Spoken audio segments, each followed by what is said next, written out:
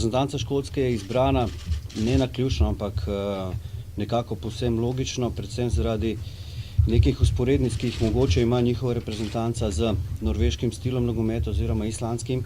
Sem se pa tudi odločil za te malce bolj preverjene igralce, katere poznam in kateri mislim, da mi lahko pomagajo v tej tekmi proti Škotski.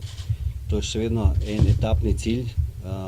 Do avgusta treba probati še mogoče kakšnega drugega igralca, kakšne druge taktične zamisli. Vološ je s svojimi igrami, predvsem v jesenskem delu in v začetku zdaj, predvsem na pripravah, nekako mislim zaslužil ta poziv.